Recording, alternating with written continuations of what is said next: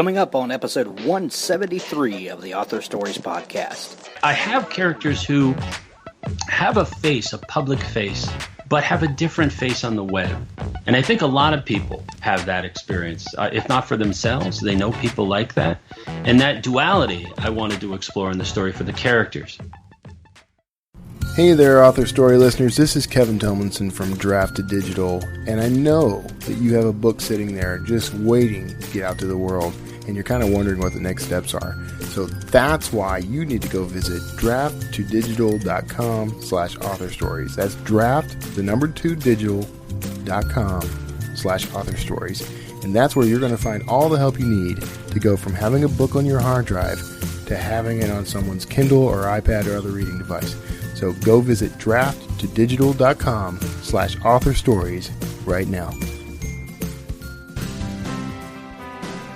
Thanks for listening to the Author Stories podcast with Hank Garner.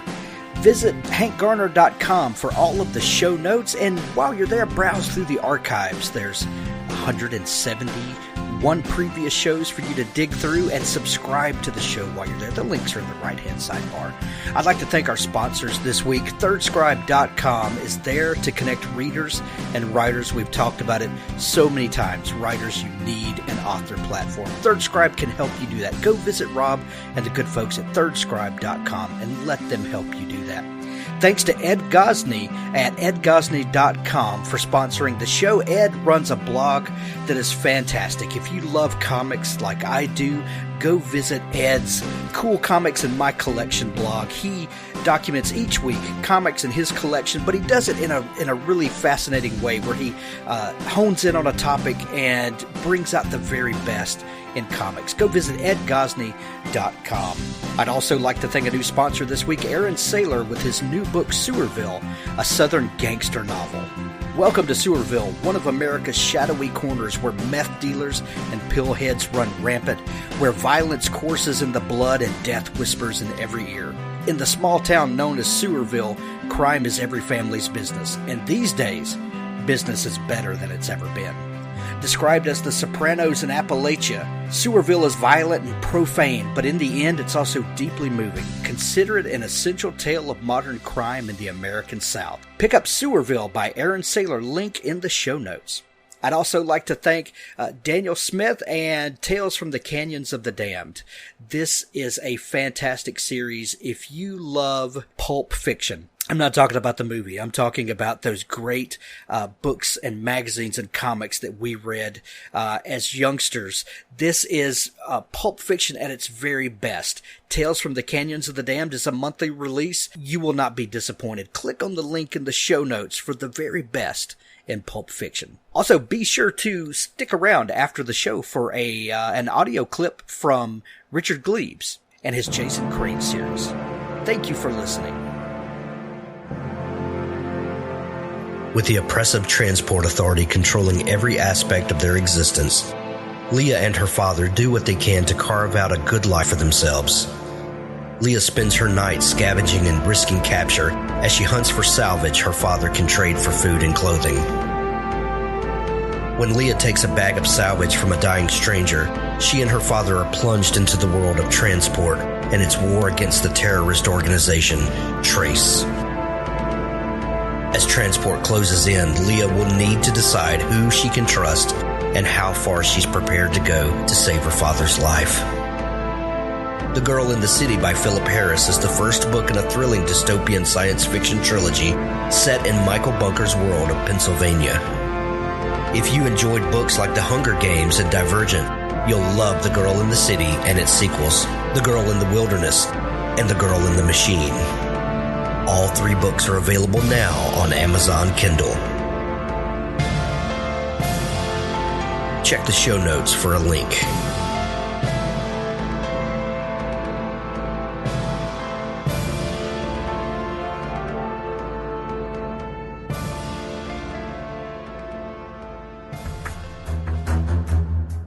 A thirst for revenge sends one man on a deadly journey through the galaxy in the adrenaline-pumping new novel, Galactic Satori Chronicles. Written by Nick Breaker and Paul E. Hicks, this raucous sci-fi adventure introduces Asher, a young man whose world is turned upside down when he discovers that his fiance's death has been directly caused by an imminent alien invasion. In a desire to better understand humans in order to destroy them, these aliens are projecting their consciousness onto unsuspecting men and women, and in the process are learning exactly how to use humanity's own selfishness and greed as weapons against them. Fueled by emotions that the aliens will never understand, Asher bands together with a group of friends. These 4 MIT co-eds are more than meets the eye and go to battle with those who are intent on destroying our planet. Asher takes the fight from Earth to an alien spaceship and back again. A fight that will either save the planet or doom it.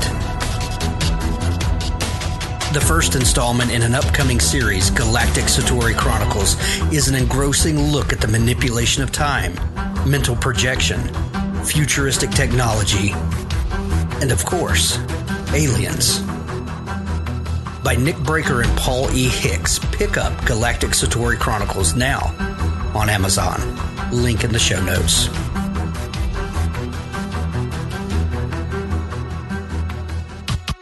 Well, thanks for joining me again for the Author Stories podcast, where I bring you the story behind the stories and the storytellers. Today I have a very special guest on, one that I'm super excited. I've been looking forward to this interview for a couple of weeks now. Daniel Suarez joins me on the show today. He is the author of numerous books, but the one that I came to find him through was a book called Daemon. We'll talk all about that in just a minute. Welcome to the show, Daniel. Oh, Hank, hi. Thanks for having me. You're very welcome, and welcome to the show. We begin each show with the same question, and that question is, what is your first memory of wanting to be a writer or storyteller? Oh, wow. My first memory, I think probably similar to many people who have a storytelling bent. It started early for me, obviously writing a lot of stories when I was a child. But I have a very concrete memory of the moment when I really realized that I wanted to tell stories. And I don't know, maybe some of your fans will identify with this. It was when I found D&D. I had a friend, I think it was probably in 5th or 6th grade, and he was moderating, and I thought the whole time he was moderating, well, that doesn't make any sense. That doesn't fit with this. And I started becoming dissatisfied with the way he was doing. I thought, I'm going to do my own campaign. And the first time I moderated a campaign, I had this instant feedback thrill of being a raconteur, of helping to weave a collective story, that it had constraints, that you had the rules and the probabilities to push things so that you weren't just telling whatever story you wanted. But in many ways, it trained me to be a storyteller to sort of go with constraints, to embrace them and to improvise and really explore a story. And it got me excited about storytelling. And I don't think it ever fully left me after that. Because I don't know if you've ever played tabletop RPGs like that, but that moment when really the narrative is coming together and no individual person, not the moderator or the players, everybody's actions have changed it. And it's going down a narrative thread that is just fascinating, and nobody knows which way it can go. And the dice and the rules will tell the difference. That's really where I got the excitement to tell stories.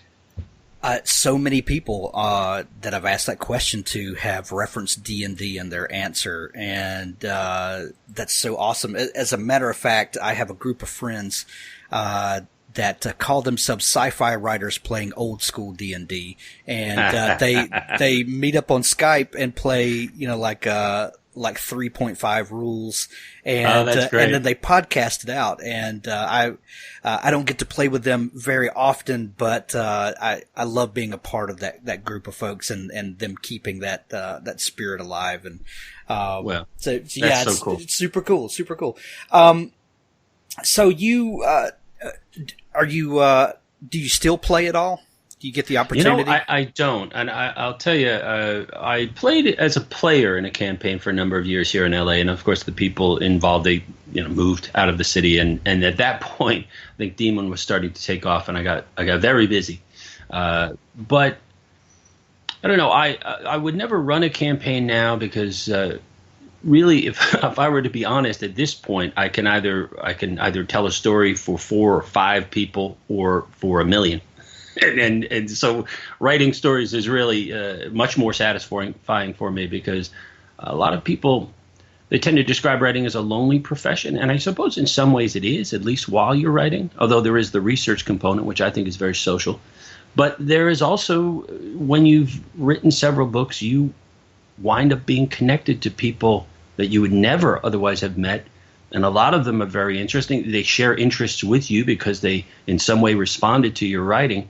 So I have met so many people through writing. So in some ways, I'd say it replaced a lot of the social component of gaming, although, Lord knows I'd love to find a good game. I'm kind of a difficult player. I wouldn't say I'm a rules lawyer, but I don't tolerate being on rails. I hate it when you're in a campaign and you're like, wait a minute, we have to go down this way because this is the only way you've written. I hate that. I like that feeling of total freedom. So I'm very often I chafe at the limitations of, but again, of people's time. People nowadays don't have a ton of time to really detail an entire world, and not to really beat the D&D thing to death. But I think that's also where I've learned quite a bit about world building, about consistency, and again about limitations, constraints. And I think the reason why this might be the prevalence of fantasy as a growing genre today is that whole generation of people who grew up playing tabletop RPGs. But learning that even magic has to have constraints in order to have any power, in order to create any tension, I think is a great thing. It serves you well in any storytelling. That's right. That's right. I agree with you. And, there's a strange correlation between the people that say, they cut their teeth on D&D and the ones that, at least think they have a fantasy novel in them. A lot of people, their first writing experience is, they say that they started out writing by, wanting to, craft a 400,000 word, epic fantasy novel. And then those plans tend to change. They do. Yeah. But see, what's great about D&D is if you feel that you have that story and you chart it out as, let's say, a module of a campaign, and then the rubber meets the road when you hit the players, and that's a great, let's call it a focus group moment. And players have a tendency to give you very unvarnished opinions about how the campaign's going. And so I'm sure that in the past, people would have to write stories, perhaps short stories, perhaps whole novels, to learn the hard way how to connect narrative. And maybe they have a great talent for it. But it really was a great school for me. And I'm sure many other people. Yeah, yeah.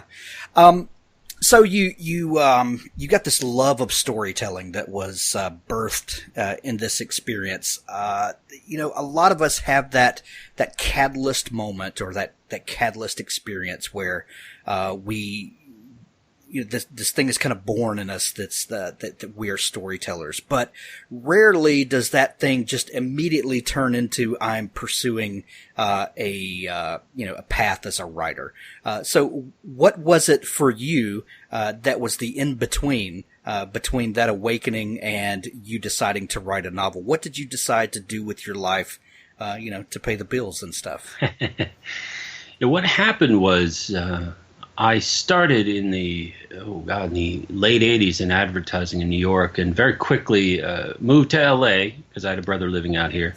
And I got involved in technology early on. I'd always been involved in computers, loved PCs and Macs, and just always loved to tinker with computers.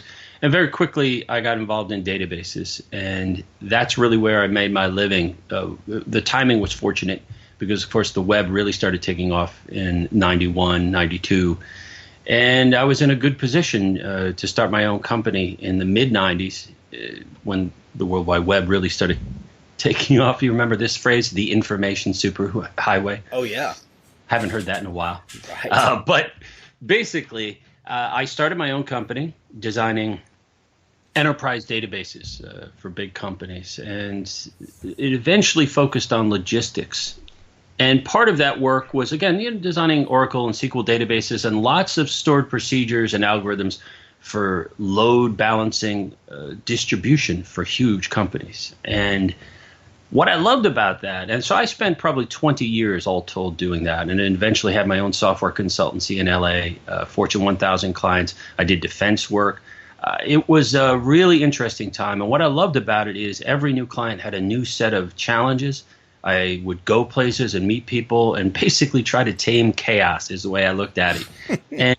And that was fascinating to me. But in the process of doing that, now I'd always wanted to be a novelist. I'd always wanted to tell stories. And when I was in college, I was an English literature major. I was not a computer science major. I just always had a proclivity for computers. I don't know what it was, but when I would look at a software system, I would very often figure out before anybody what was wrong with it or what was going on with it. And I'd like to think that my superpower in IT was psychology, human psychology, being able to understand how and under what circumstances people write code. I use that quite a bit in code reviews, as I would first start asking questions like, what was the schedule? What were people doing when we were writing this? And that was always an interesting approach for me. But ultimately, I started to become concerned in my writing about the distribution systems we were creating as a society, both for food and communications networks and, you name it, transportation. Any networks we were creating were becoming more and more efficient because of algorithms and computers. Airlines are a great example. When flights are disrupted, those disruptions echo for weeks through the system because it is so just in time. It is so efficient. There's not a lot of fat in the system. And I started thinking, as I read books like Omnivore's Dilemma, Michael Pollan, right? I started really connecting the monocultures we were building to a fragility, to sort of that we were building a house of cards. And that's really when my novel writing gene, let's say, was expressed again. And I started to become very passionate about the idea of writing a book about this, about my concerns about both what I was doing in my work and what we as a society were doing. And this was right after the turn of the millennium. And that eventually became Daemon. And this is, a high-tech thriller, a cyber thriller about those types of fragilities built into the system, how even a dead person could basically start messing with our society. And I based it on very realistic technology because these were the things that was concerning me at the time. And believe it or not, I can relate this back to what we were talking about earlier, D&D, because part of the inspiration for Daemon came from a software program that I wrote in my spare time. This was really at the height of my IT career. Things were going really great, and I had this yearning to do something creative as opposed to strictly analytical. And I had a little time while I was waiting in server rooms of various places, and I created a program that was called Weathermaster. And what it was is it was a software package that would create fictional weather for fantasy worlds or for any RPG world. Nice.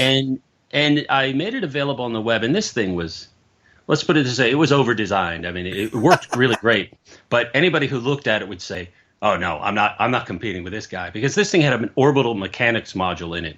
You could basically say, "Hey, what is my world's, when is the sun rise and set? Like, what are the seasons? What are the orbital properties of it? The eccentricity of the orbit, the axis tilt, all of that stuff," and it would calculate when the sun would rise and set anywhere on your world on any day of the year.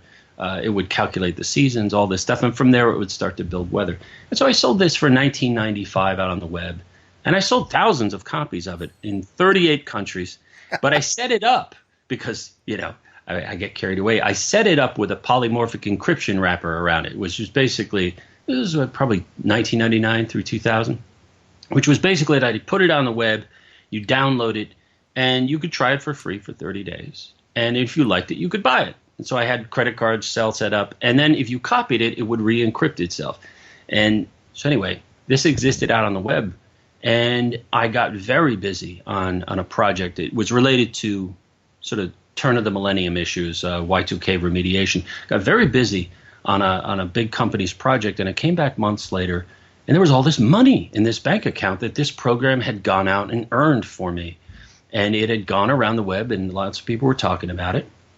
And I realized since I had set it up so that it would pay for the website, pay for the advertising automatically, I realized if I got hit by a bus, this thing would keep going. Right. And then I started thinking, wow, I don't even have to be alive for this to be working. And what else could you do in modern society if you're dead? And the answer, as it turns out, is quite a deal, quite a good bit. So that's really where the inspiration for Daemon came from. Wow, that's that's intense when you start breaking it down like that, because that's and Daemon, the book really you really set up this scenario where it's extremely plausible, and I think that's one thing that I loved about it. One, you didn't insult my intelligence, and we can talk as about an IT person. As an IT person, I love cyberpunk. I love same here. kind of techno thrillers, but I don't get to read very many of them because I want to throw my Kindle across the room after a chapter or two, and by the way, that was the other inspiration for me doing it. I won't say which book I read, but I read one. It was a high tech thriller or a tech thriller. Yeah, and it was the same thing. I threw it out the wall like, learn a little about tech before you write about it. Right, too. right. But for those who don't know, by the way, the setup for Daemon is that a very successful game designer dies and leaves behind a daemon, a program that's monitoring the web for the appearance of his own obituary. And when that appears, it triggers a series of programs that begin to basically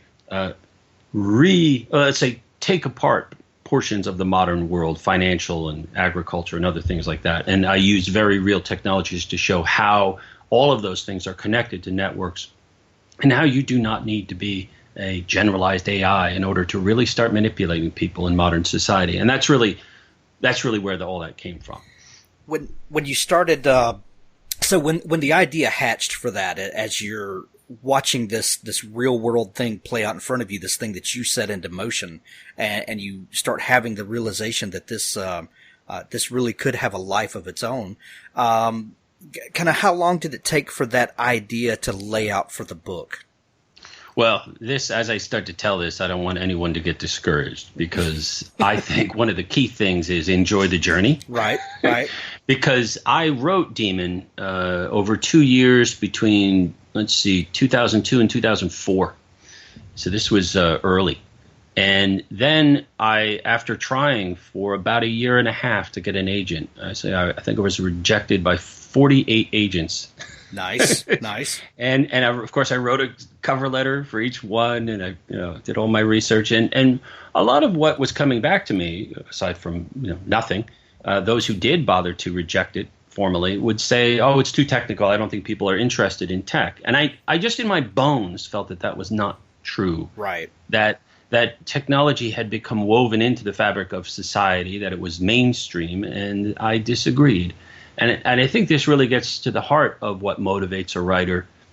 I would always say to writers, write about what you care about, what you're passionate about, because that way, no matter what happens, you have a book that you're proud of, that you feel good about. And that's really what I focused on doing. I decided I'm going to write Daemon the way I want to, and if it doesn't succeed, it would have succeeded for me, for what I'm interested in. And eventually, 2006 it was, I decided, well, I'm a logistics professional. I should be able to figure out how to self-publish a book. And bear in mind, this is before the Kindle. I think the Kindle came out the year later. And really, at that time, if you wanted to self-publish a book, you could do print on demand, which was fairly new, but you had to do it in a certain way. There were a lot of vanity presses at the time that would do it for you, but then really cost starts to become an issue, and scale. Plus the stigma of the vanity press. Very much. Now, remember that used to be a real stigma. Right.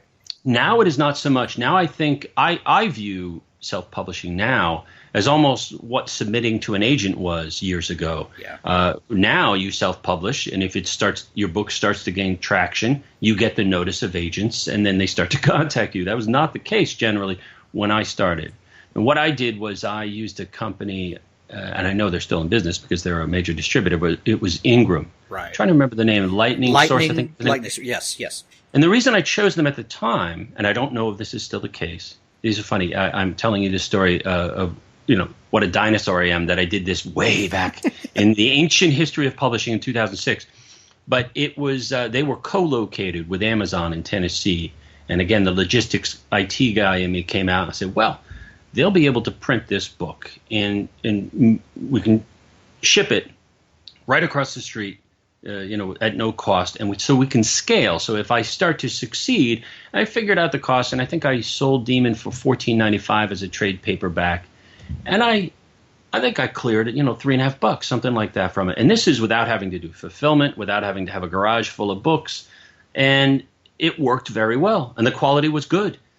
And so what happened was we started to approach it as a marketing challenge. Like, then how do you get into people's attention? And so we approached IT people whose articles I'd read. A guy, Jim Repose at eWeek, for instance, was a journalist I'd read for many years, and got him a copy.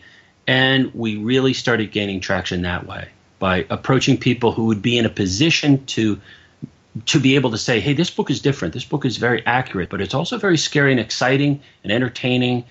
And it took about a year and a half all told. And then one day, maybe over a 2-day period, I suddenly started selling thousands of copies.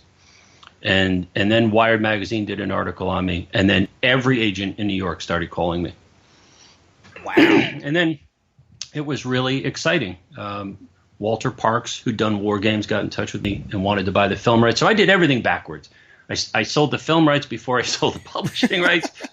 And then Dutton got in touch with me, and Dutton has been my publisher for all 5 of my books so far. And we've just done another book deal, so they've been great to me.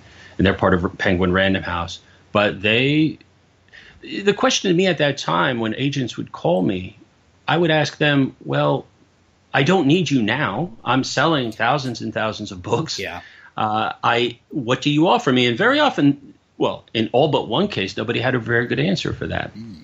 But my agency, Segallen, at the time, they said, well, that's a great question to ask. Why don't we fly you to New York and put you in front of the big editors, and you can ask them what a big publishing house, and you can ask us what a literary agency would offer you.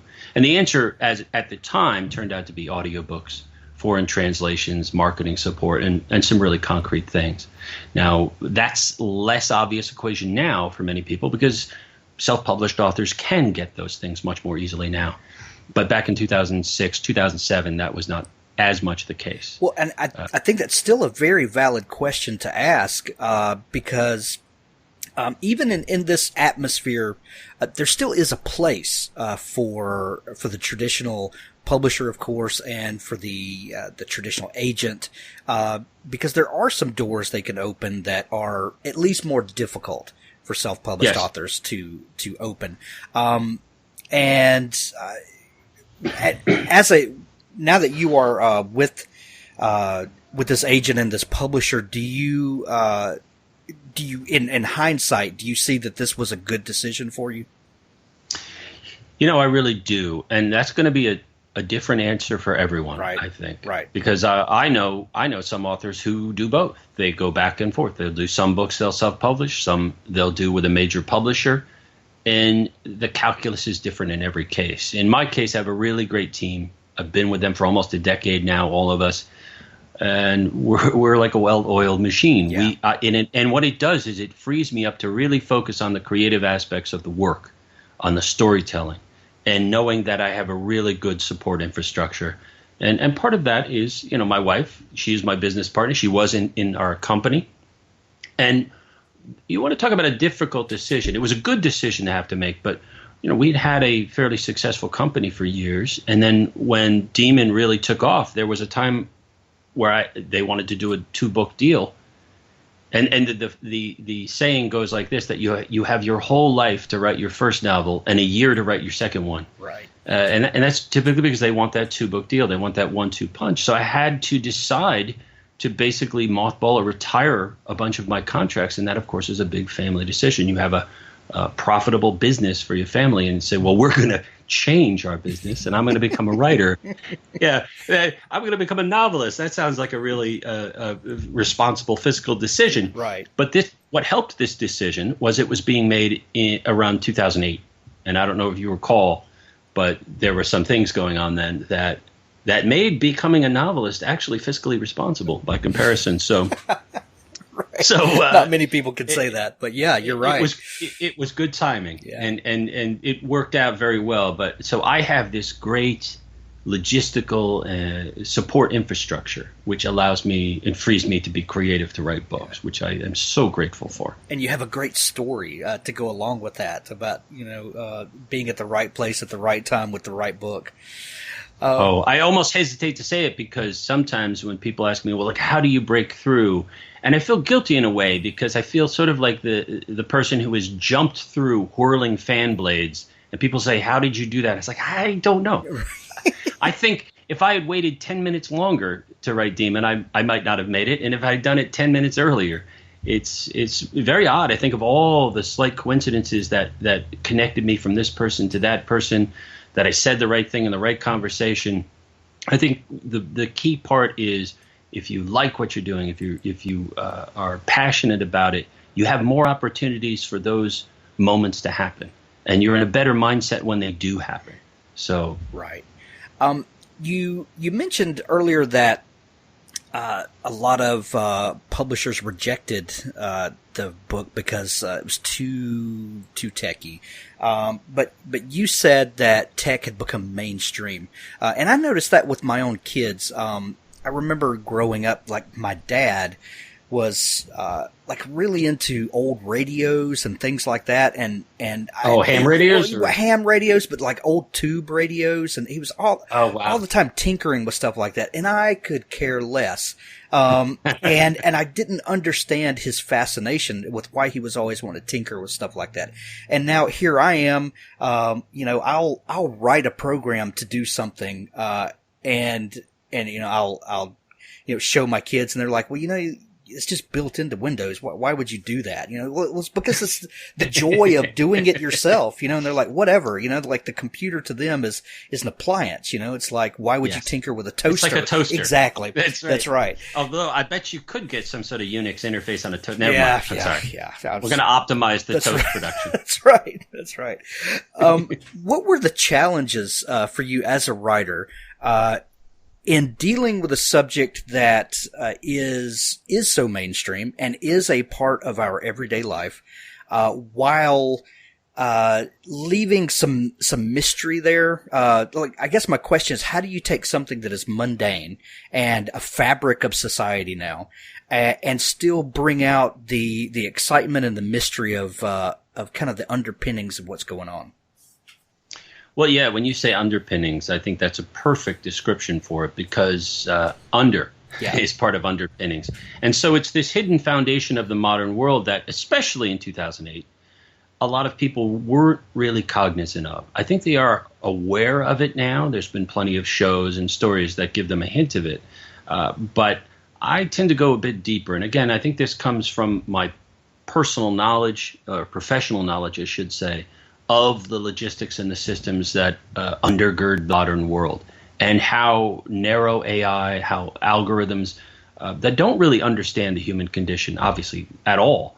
They don't care about the human condition, nonetheless modify human activity and also affect our lives. And I would take as just one example the bots or algorithms that determine whether or not a resume is seen by a recruiter.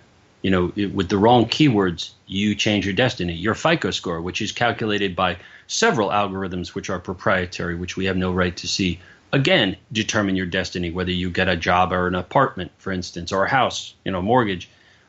These are just two examples of the software systems that make the modern world super efficient, but also which make it a black box. And it was that black box that I wanted to crack open and start tinkering with in this story. And I think it had great relevance for literally every reader, because we all live in a technological world. So to me, there is nothing so thrilling as a mundane object that actually has frightening powers you hadn't considered. because that object is already in your home. I think that has great emotional power. Well, even the best techno thriller would not connect with readers if you don't have believable characters. Tell me about the people in the story, and kind of how did you come up with them? What fascinated me about the characters, and Peter Seebeck is a good example. Peter Seebeck, and again, for those who are not familiar with the book, is a detective who is who gets the case of trying to deal with a murderer who's already dead, and again, this murderer, Matthew Sobel, who is this deceased tech mogul, is initially killing people, and I'm also going to try not to give too many spoilers away. But I was fascinated by the idea of a detective in the safest city in America, which at the time Thousand Oaks, California was, of a city of 100,000 people, was the safest city in the United States. And I just was fascinated by the idea of a homicide detective in the safest city in the country. And suddenly it gets this incredibly unusual case where he is conflicted in that he is super intrigued and feels guilty about this intrigue he has, that it's not a murder, suicide, or some drug deal gone wrong, but it's actually a premeditated murder. He can't help but be fascinated by that.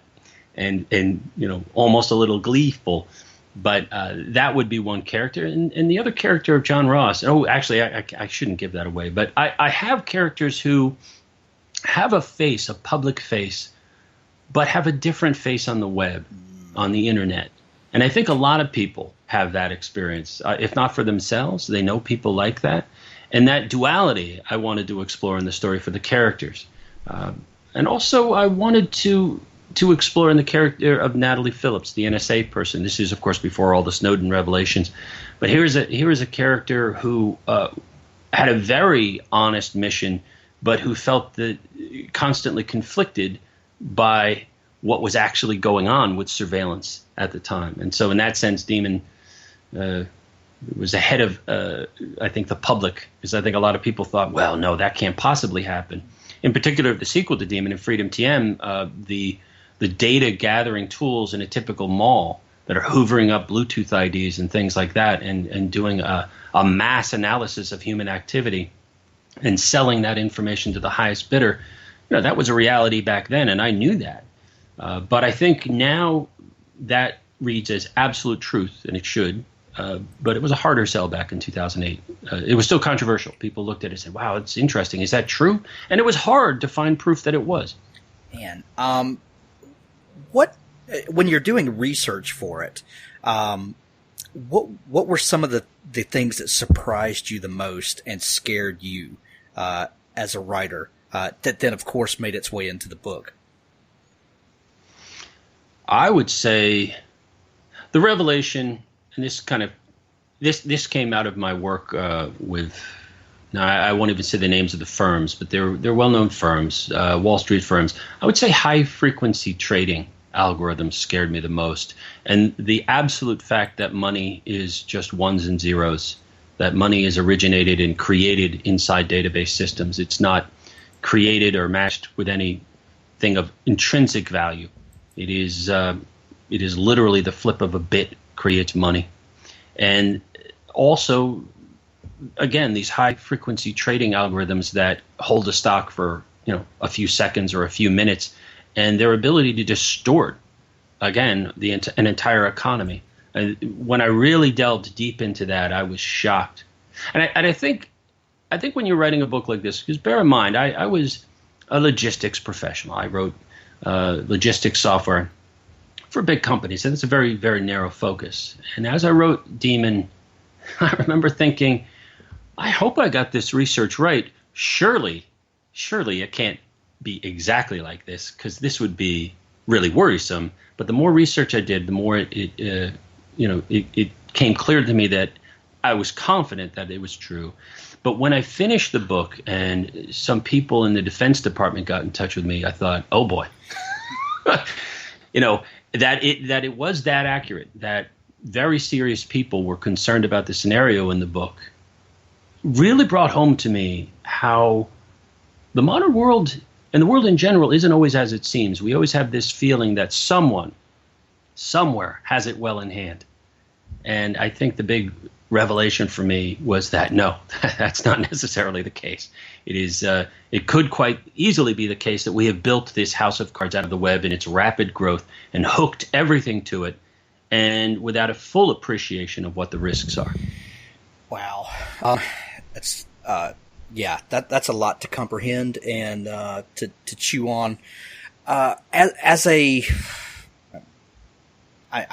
in the middle of reading Freedom right now, and I'm trying to be careful what I say, and I think I'm just going to leave it there because I don't want to give away some spoilers. Okay. But let me just ask you this: when writing things that are so prescient and so in the minute, and you're looking forward at what you foresee future tech to be, how scared are you to create technologies in your work so that the book doesn't date itself? I think that's one thing that people are scared of when writing tech, and some people that write science fiction are scared to write really hard sci-fi because in 10 years it may be completely laughable.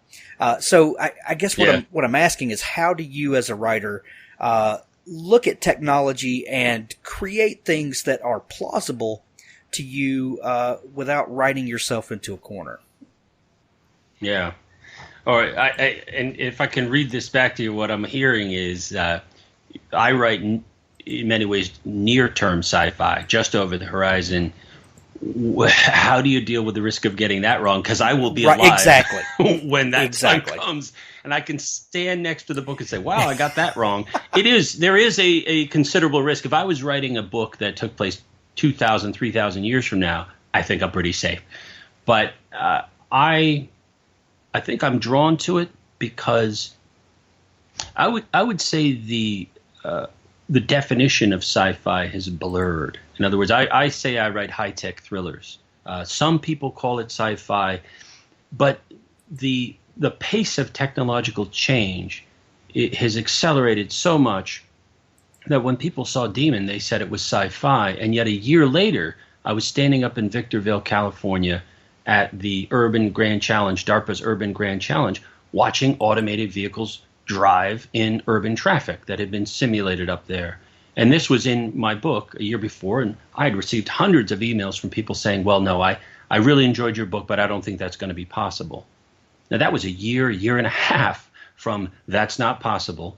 And then about a year later, we were up in Palo Alto, and Google put us in an automated vehicle when we were driving in public traffic.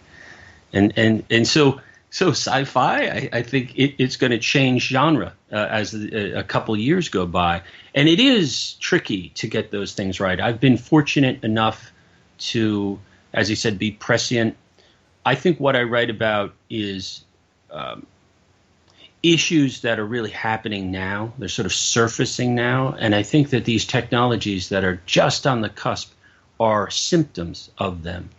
But getting those right, that's gratifying. It's ultimately what the stories are about, what the characters are that I really want, people to embrace. A book like Kill Decision, for instance, this is about, again, drones attacking the United States. Some people suggested to me that I was giving evil people bad ideas. Well, they had those bad ideas already. But see, that's exactly the response I had. As a matter of fact, there was an interview in The Skeptic in the UK. Not The Skeptic, what's it called? I think maybe it is called The Skeptic. I forget. Spectator. And it was a great interview, but that was one of the things they said. And to me, an open society that exchanges ideas, that is the best defense against anything. It's also the best opportunity, because then we explore the future. We talk about it. We explore this terra incognita ahead, and doing it in fiction, creating characters that move us as they explore ahead, is so much better than reading a white paper analysis of economics or networks. And it popularizes these ideas. It makes people see where they might lead. And that's really where I live as a writer. That's what I like to do. I try to popularize what are complex, burgeoning technical issues and really make them accessible to people and interesting and make them care about it. And I'm not saying I have all the answers, obviously. I've been fortunate to get some of these right, but that's really what I do. Well, and I was going to ask you about Kill Decision next, because in the last decade, especially, we've seen warfare change in the way that we carry out surgical strikes and things like that. And drones are a huge part of our defense, and it's only a matter of time until those tables sort of turn on us, and we see those yes. things, turned against us and that sort of thing. What sort of research did you do for a book like that? This is the great thing when you do punch through with a book, get on the New York Times bestseller list. If you want to do research on something and you have a fan base, particularly a fan base that is in defense, in intelligence, in Silicon Valley, you can tap people. You can say, hey, I really appreciate you contacting me. I'm trying to do some research about X, Y, or Z. And they say, oh, I know a person you can talk to, and they connect you. How I would have done the research for Kill Decision. And by the way, for those people who don't know, Kill Decision is like this great thriller title, but really it literally is about making a kill decision algorithmically.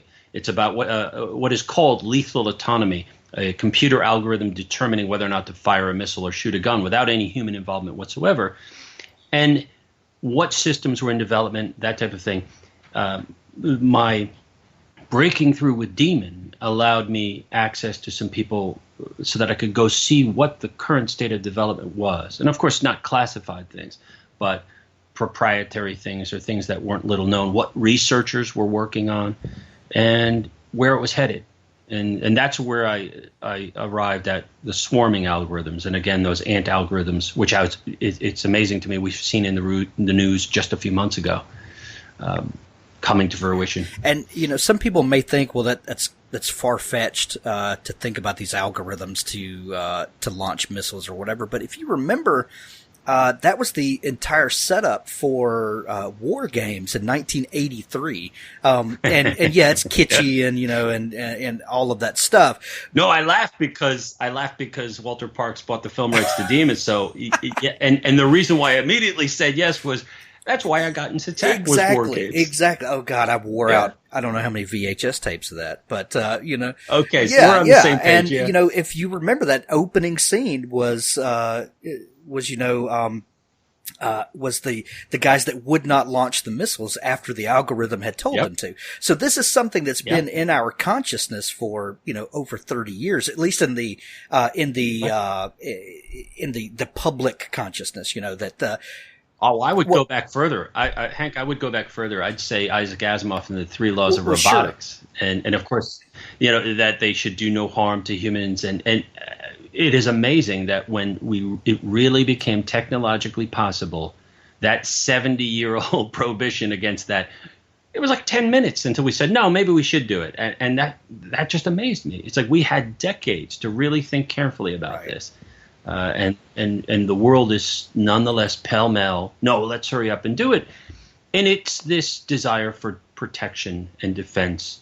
And I did a TED Talk in 2003 in Edinburgh, which tried to explore some of the, what is to many counterintuitive, that I don't believe these machines would protect us. I think they would overly concentrate power and make it unaccountable, which to me is antithetical to a representative government, a democracy. And that's really kind of what I was exploring. By the way, that sounds very wonky, but that's why a thriller is really great, because then you can create moving characters that have motivations that are human, and they can face challenges and go through these things. And if you do it correctly, people are not reading a political tract, which is not what it is. It's an exploration of a world that's coming, and makes people hopefully think, wow, what would I do? Who do I identify with here? And that's, to me, the power of story. Right. Oh man. When you publish a book like Kill Decision, you talked about that experience you had with the British media and the pushback, or the questioning that you got from them. Let's say skepticism. Let's say that. Yeah. what sort of what kind of feedback did you get on the flip side of that? Were people appreciative that you'd kind of peeled back the layers of that, and are you getting some of that feedback? Yeah, Kill Decision's been an interesting one because that book it initially didn't sell anywhere near as well as my first two books, Daemon and Freedom TM. But what's happened is history has in many ways caught up to it. One of the good things, I think, for me is that by carefully analyzing what I think the trends are that are going to be important, when they appear in the news, people say, you know what? I heard something about that. And then they typically find me, or they find my TED Talk, because I did a TED Talk or some lecture somewhere. And they'll start to connect my writing to it, and then I'll start to sell books again. It's on this particular topic. So there's been a lot of bursts for Kill Decision. It related to the news cycle. And I take that as, I don't say compliment, I take that as a positive sign that people want to understand what the issues are. It's so hard to know where to begin. And if they say, somebody told me this was a really good book, maybe I'll read it. And then typically what will happen is about 2 or 3 weeks later, I'll get a bunch of emails saying, hey, wow, thanks a lot for writing this. And again, it goes into that whole idea that writing books really does connect you to people. Right. It's not a lonely profession. And then you shifted gears again with Influx, and you tackled a new tech. Tell us about that. Yeah, Influx to me, Influx was really the first metaphorical tale, I want to say, in that story is the premise is that there is a clandestine branch of government called the Bureau of Technology Control that has been controlling technological innovation. We are actually, as a society, far more advanced than most people know. We have cures for cancer. We have longevity, fusion, all of these things. And what they're concerned about is that technological innovation can disrupt the social fabric and the economic fabric, and they basically want to meter it out. Now, I got I think, an even more skeptical response from the media, not from readers. Readers dug it because it was a fun story, really interesting characters too, to me, and to others, apparently, from what they write me, but got great reviews. But a lot of media people would say, do you really believe that there's a branch of the government that's concealing fusion? And I'd say, no, it is to me metaphorical. And this was right before the Snowden revelations. What I was trying to get at in that story was an imbalance of knowledge, of technological power. And what I was seeing is, of course, whether it's government with surveillance, authority, and so on, and again, automated weapons, and also Silicon Valley, this idea that we are all using these technologies we do not understand. The phones in our pocket, they are filled with programs that do things we have no idea of. If people put a packet analyzer on their phone to see what was going in and out constantly, all of these heartbeats going to various companies that sell your location, your movement, all of this stuff, there is a knowledge imbalance there that makes us very much, it almost infantilizes us as citizens, and does not put us in a position where we have agency and control.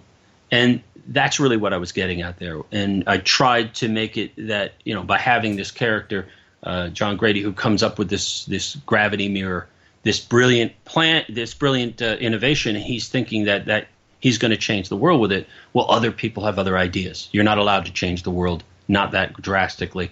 And we're going to try to restrain you and contain it. And it really was all about human agency in the technological age. Yeah. That's really what I was getting at. And that's the beauty of metaphor, is that you start talking about some of these serious, deep subjects, and people's eyes kind of gloss over, and you lose Bingo. them. But if you couch that in a story of a secret society or a shadow government, or people just eat it up, because we all want things to be more dramatic than we think they are, when the reality is that the drama is way over the top and we just can't appreciate it. Yes, and it's slow motion in real life. There's these slow motion changes, like probably some of the most insidious things happen in a meeting somewhere with people shuffling papers around. It's not gripping. So to me, also the idea of having the world be so much more wondrous than we thought, like all of those ideas, hey, wasn't the future going to happen back in the 60s? Why didn't it arrive? Well, it did arrive, actually. That was exciting to me. That was sort of so I connected that to some of these other things that I was writing and concerned about, and it turned into a really cool story. Our privacy has been slowly eroded, but we're more worried that we don't have Marty McFly's hoverboard yet. Yeah. Apparently so. Yes. If Reddit and others are, where's our hoverboards? Right. Well, we doubled your lifespan. Was that not good? No, because I can't go to the movie on my hoverboard. But you've referenced the Snowden revelations a couple of times while we're talking. Have you gotten comments from people when that stuff became public? Have you gotten readers that are like, "Oh man, you called that"? Yeah, I have, and that's a mixed. Yeah, it's not something you want to be famous for. Anybody. Yeah, I know, great. It's super. But the other thing is, I think any IT professional who had been dealing, I got to be circumspect as I say this simply because I don't want to impugn anybody, because you know how it is when you work in big companies, people are given jobs to do. It's not like they set out twirling their mustache saying, "We're going to do this horrible thing." Very often you build a database. I'll give you an example. The risk rating systems that are used, that were developed by quants on Wall Street to analyze loan tranches, for instance, to determine risk. Now, you would think these guys, they're very technical, these guys and ladies, they're very technical. They're going to do this to try to analyze risk. Little did they know that later that would be taken by some of the brokerage arm to be able to sell securities by saying, see, look, it has a low risk rating. They didn't know it was going to turn into what it later became. And so very often this type of thing happens. But with regard to Snowden, I think anybody who was working in IT in various industries would have known, especially telecommunications, would have known something was up. And it was generally a secret, an open secret that disturbed people. A lot of people were already in the NSA complaining about it. And I'm trying to remember the name. Is Drake? Is it Jeffrey Drake? I think so. People who were early whistleblowers, and of course Snowden took a lesson from what happened to him. I think he works at a Genius Bar now at an Apple store somewhere in Maryland. I may be wrong, but somebody told me that. This is a guy who was a top cryptographer with the NSA, who was a trusted person who didn't like what was being done and started to push back. And those types of things rippled throughout the IT community. People knew that warrantless wiretapping and other things were happening. And plus, when you start developing software to work with smartphones, let's say you have a workforce, you start to quickly realize, hey, geolocation is built into these things. E911 and other things, Bluetooth IDs. You can take a blue snarfer and hoover up everybody's Bluetooth IDs from a kilometer away. It really started to become apparent that what we're walking around is with tracking devices. And I laugh about this, but it's not really funny. I laugh about it ruefully, right. Let's say. That George Orwell would just be shaking his head like, are you kidding me? You guys pay for your own tracking devices every month? Just hands. Like, I give up. Oh man, it's that convenience. We love it. Yeah, I love it.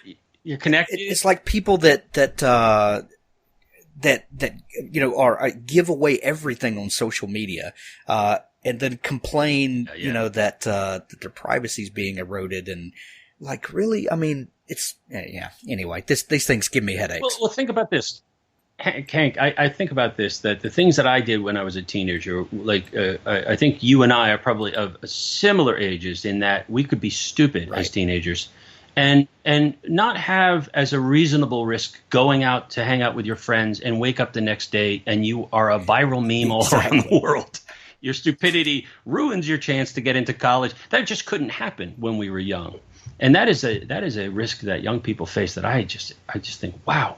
How do they deal with that? I mean, you could make a mistake basically when Right. And you know, when we were in school, if someone impugned you, you went out behind the school buses and you settled it. And now, you know, someone 18 states away is, you know, bullying you and you have no way to even do anything about it. It's crazy. It's just insane. Now think of that rapid technological change. And again, think how emotionally powerful that is. And that's why I really knew that this was a fertile ground for storytelling, because stories are all, to me, stories, we go back to the campfires thousands of years ago, stories are the way we grapple with realities, especially new realities. And we have a whole bunch of new realities on our hands. Absolutely. Speaking of new realities, that brings us to your new book, which is available for pre-order right now. Change Agent comes out April 18th. This, you've taken tech in a new direction again, but something that's very right now. Tell us about the setup for Change Agent and what can we expect from it? Okay, Change Agent is the first book I've written that takes place really in the future. It takes place in 2045 in Singapore, and it is about an Interpol agent, an analyst, a data analyst, who works with the genetic crime division at Interpol at that time. And for those who are unfamiliar with CRISPR is a form of genetic editing technology that is not fiction. As a matter of fact, just last week, it was announced that Chinese researchers had successfully edited a viable human embryo to correct a genetic defect. It was a disease. I can't recall the name of it offhand. It was very Latin sounding. But basically, they erased this genetic error that would have caused a potentially fatal disorder. And this is what CRISPR allows. It allows us to edit embryos, to change them. And then, of course, we are met, with the prospect that we can accelerate human evolution, that we are suddenly finding ourselves in the very near term possibly in control of it. So then will parents avail themselves of genetic modifications that allow for fast twitch muscles or greater height or certain colored eyes or certain facial features and on and on. And of course, there are a great many genes that have been mapped to certain phenotypical or other traits. And so the fact that this is not a technology that requires a multi-million-dollar lab, you could set up a CRISPR lab for a few $1,000s in your home. As a matter of fact, I went up to a TED Summit, and they showed an example of CRISPR where you could put bioluminescence into an E. coli bacteria. You were changing the life as it was there. It's extraordinary. This, I think, is going to be the transistor of the 21st century. And I'll give you an example of why I say that. It is part and parcel of what's called synthetic biology. That is taking single-celled life forms, yeasts, algae, and bacteria, and modifying them so that they do productive work, whether that's creating pharmaceuticals or creating biofuels or taking carbon out of, let's say, water or some other substrate, basically putting it to work. And in many ways, you could also do manufacturing. Certain groups and companies are working on bacteria that create chitin, basically grow the equivalent of shrimp or mollusk shells in certain shapes to create products. They're starting with art to create art. But the idea is you would change manufacturing from a very heat and carbon intensive activity to one that is sustainable and scalable without harming the environment. And to me, that's incredibly exciting. But with that genetic editing also comes the other risks. So as with the internet before it, we're beset with these tremendous opportunities and tremendous risks, and they're coming at us very quickly. And the sooner we understand it, the better, so that we can start having a real public debate about them. And that's really what I was getting about with Change Agent. Change Agent, I wanted to create an exciting story. Again, we have a Kenneth Durand. He's an Interpol agent who is trying to stop the spread of illegal embryo labs that modify embryos for a price for expectant parents to improve their child. And of course, he wants to try to stop their spread because some of these edits are very risky. And they have unintended side effects, perhaps, because we don't fully understand the human genome. and how all of these genes fit together. And any change you make is what's called a germline edit, meaning all future generations will receive that edit. And we could very quickly find ourselves with all sorts of genetic issues further down the line. So that is what the hero is trying to stop. And the genetic cartels that make a great deal of money doing this want to get rid of him because he's very effective at his job. So the premise of the story is he is traveling, he's on a train platform, and he gets injected surreptitiously by this change agent, which changes his genetic makeup. And that's really the catalyst for the story, how he can get his identity back in a post-identity world. Wow. Man, and that's why fiction and storytelling is so important. It allows us to wrestle with these things, hopefully before these things become the reality that we're living in. Exactly. And by the way, what I've just described, that idea of changing an adult organism, changing the genetic makeup of that is, to some degree, real now. In other words, correcting color blindness has been done in full-grown monkeys, where they inject into the eye. And the eye is an interesting thing because it's sort of a self-contained system within the body. So that's where they've started. But, I guess the monkeys have black and white vision, and then they do tests later to see whether the monkeys can perceive colors, and they can. Wow. And, of course, there's nothing that would prevent curing color blindness in humans other than ethics, of course. And, of course, we're going through that. But the idea is it ethical not to cure people? And so we really have a lot of debates coming. And so the idea of loading a virus with certain genetic information and then having it propagate throughout a body, let's say a retrovirus, for instance, changes genes. It changes the DNA.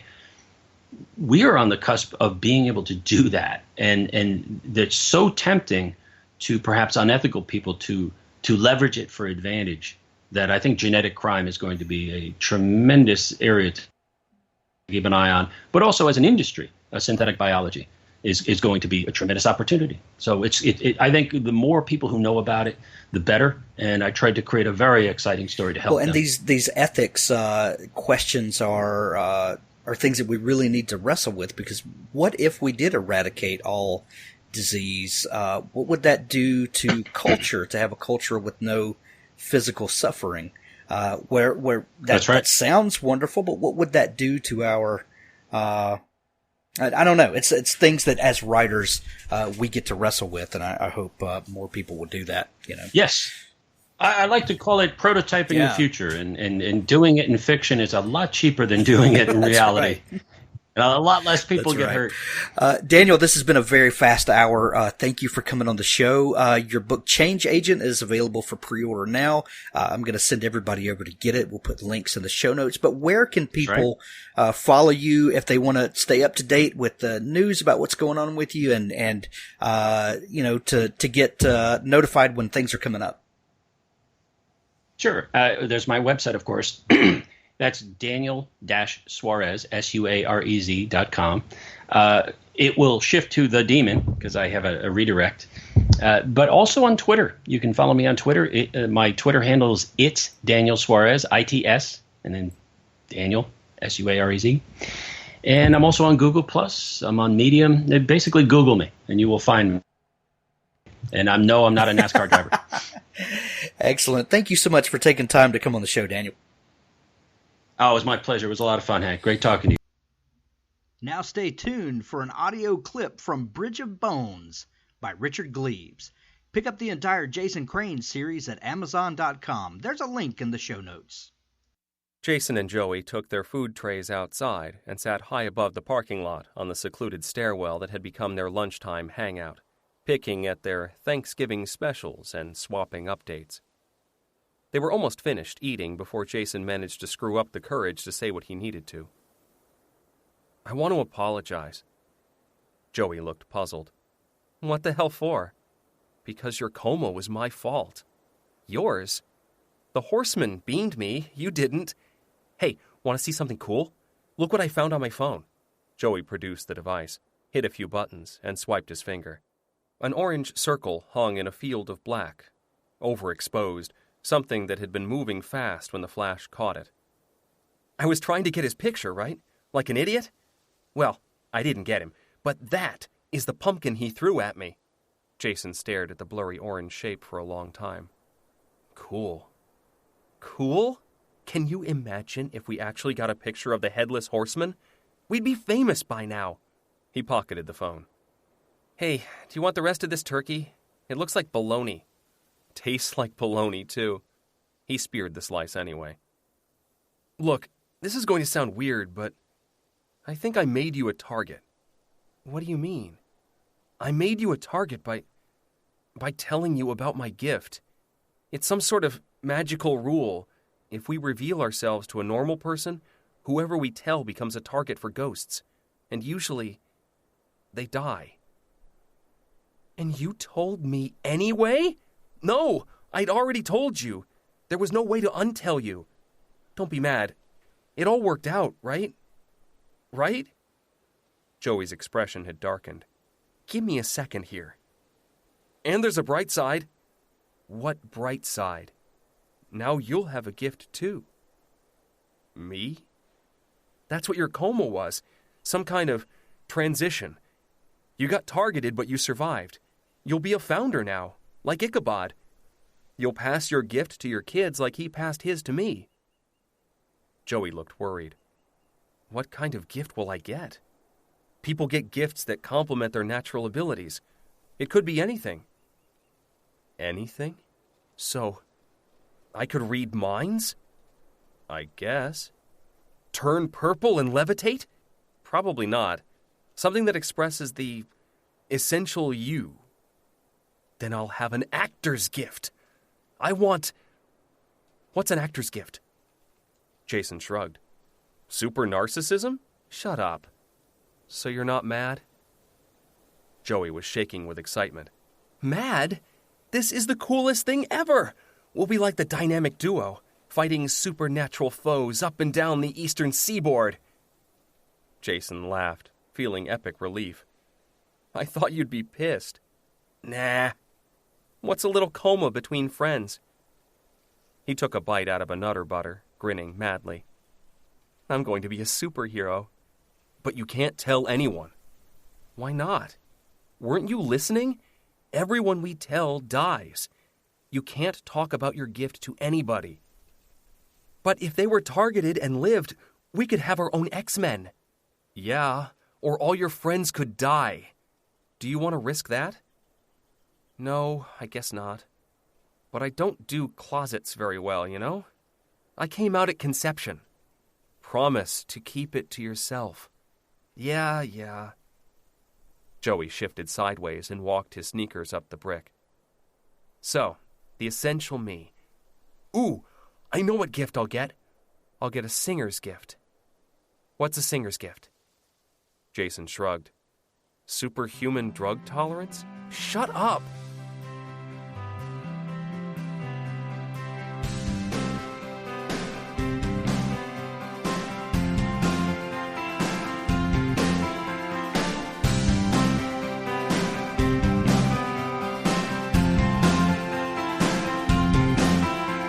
To the Author Stories podcast with Hank Garner. You can find all of the archives of the show over at hankgarner.com.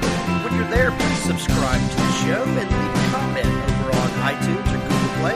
You can even subscribe at YouTube and Stitcher Radio. Thanks for listening.